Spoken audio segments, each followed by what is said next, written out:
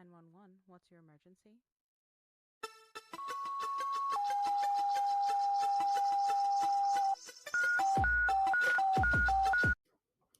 The following content is graphic, emotional, and includes dark humor that may not be suitable for all listeners. Discretion is advised.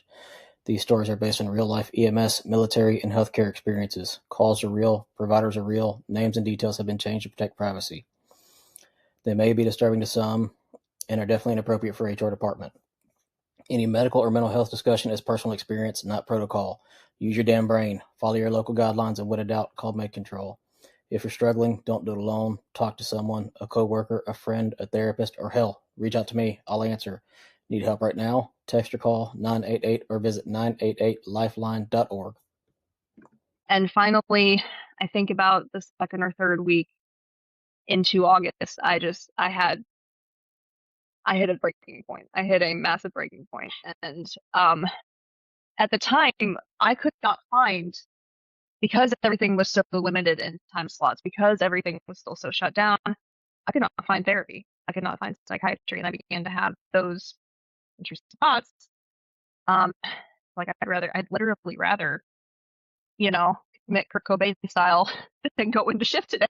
You know what I mean? I remember having those thoughts and those urges, and I was just like, okay, we got to do something. So I reached out to where my parents live in a different part of the state, and we were able to find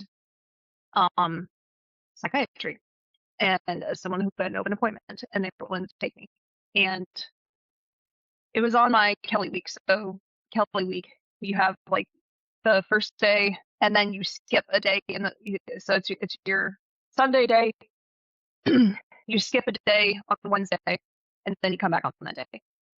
In addition to everything going on, I wanted to give myself a little bit of time to just kind of decompress. So I was gonna have to drive 6 hours in order to get to the office that I was going to, and I emailed the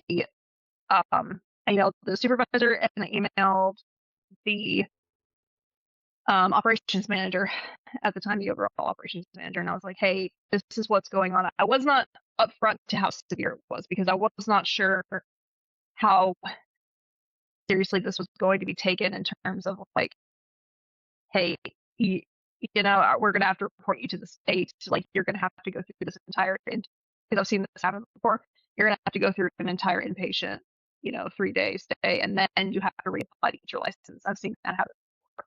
And so I think before you just keep going on that, I think that's honestly and I've said this in the past few podcasts, but I think that's honestly one of the killers for our careers is, in first response, not just paramedics. So, police, fire, nurses, anything to deal with, taking care of people, really. If you admit you have a problem of that sort, then you blemish your freaking resume, and 2, you could possibly lose your license.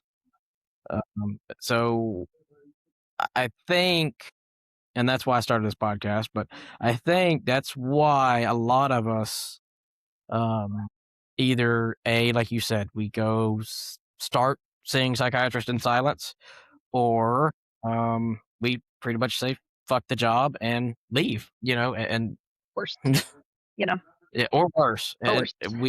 We've had that, that for people we've known called friends. If you think it's too heavy to say it anyway. It beats a eulogy.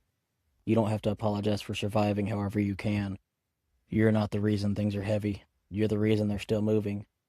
Need support right now? Reach out to me. Reach out to somebody. Text or call 988 or visit 988lifeline.org. You're not alone. Not in this job. Not in this fight. Want to share your story or connect? Visit critical-run.com or message the Facebook page, Dispatched and Dysfunctional. We're building this for you, for them, for all of us.